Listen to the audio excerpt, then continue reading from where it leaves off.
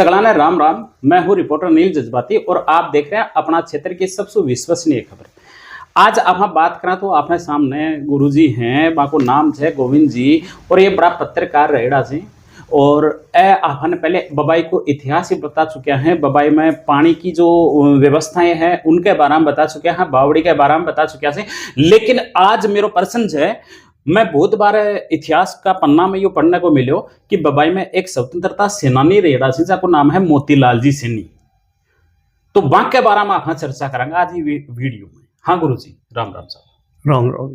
तो मोतीलाल जी सेनानी जो रेड़ा से वहां के बारे में थोड़ा बताओ। माने क्या ये बात सही है कि वह स्वतंत्रता आंदोलन में भाग लियो?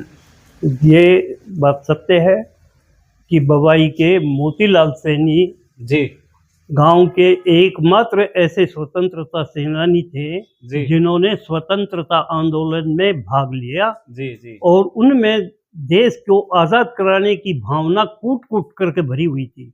जी जब वो 10-12 साल के थे जी।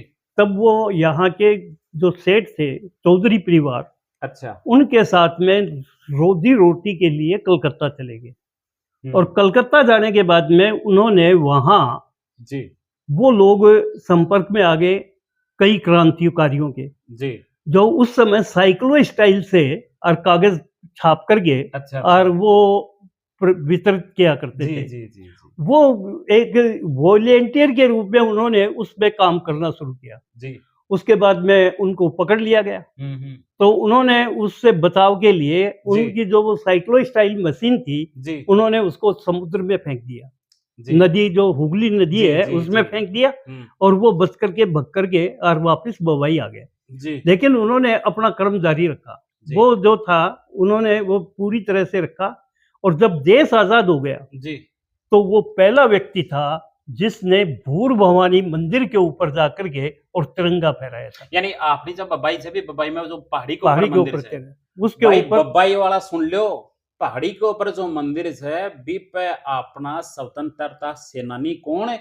मोतीलाल जी सैनी। पहली बार झंडा फहराया था भाई। यह सबसे बड़ी बात है अपने बबाई का इतिहास में। जब ध्यान दो। मैंने जी पत्रकारिता स्टार्ट की जी तब मैंने उनका जी एक इंटरव्यू लिया। जी और उस समय दक्षिणी भारत से जी प्रकाशित होने वाला एक प्रमुख समाचार पत्र था जी। दक्षिणी भारत।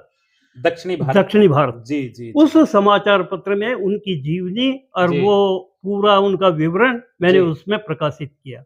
उसके बाद में मैंने अपनी जो बबाई की इतिहास पुस्तक है जी। उसमें भी उसका उल्लेख किया। जी और जब भी जहाँ कोई मेरे को आवश्यकता महसूस होती थी, शेखावाटी उद्गार में भी मैंने जी उनके जीवन परिचय को प्रकाशित किया।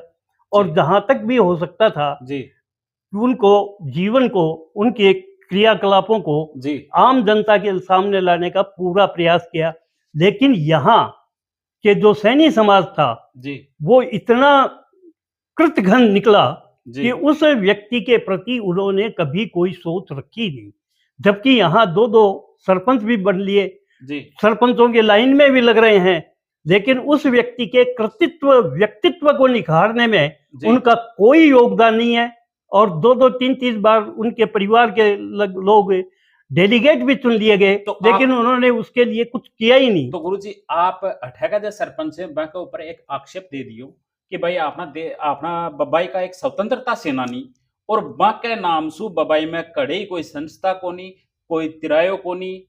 तो तारे अनुसार क्यों होना चाहिए वह का नाम सु बबाई में? ऐसा है, अगर जनता जी चाहे और जी सहयोग करे जी तो उनके नाम पर एक तिराया या चौराहा जी जी बनाया जा सकता है जी। और उनकी मूर्ति का अनावरण करवाया जा सकता है। बिल्कुल सही और बात। उनको ये सच्ची श्रद्धांजलि होगी इस गांव के लोगों के जी द्वारा। लेकिन उसके लिए किसी ने कभी कुछ किया ही नहीं। जी अगर जनता मौका देगी जी तो मैं इस काम को पूरा करवाने के लिए पूरा प्रयास करूंगा और भाई उसमें करूंगा। बहुत अच्छी बात कह दी भाई गोविंद जी ने। मेरा भी जय भावी सरपंच है, जय फिलहाल सरपंच हैं और जय सरपंच हो लिया बासु में मेरो एक निवेदन है कि आपना बबाई का बहुत बड़ा स्वतंत्रता सेनानी मोतीलाल जी जाका नाम सु कुछ भी को नहीं बबाई में, बाका नाम सु साहब जरूर कुछ ना कुछ होना चाहिए। चाहे तिरायो बनाओ, चाहे बस स्टैंड को नाम रखो, चाहे कॉलेज को नाम रखो, चाहे स्कूल को नाम रखो, चाहे ते चौराया को नाम रखो, कुछ ना कुछ होना चाहे जिसु की अपनी बबाई की पहचान बने। तारसू हाथ जोड़ के निवेदन है। चलो गुरु जी, ठीक ठीक है साहब, राम राम राम।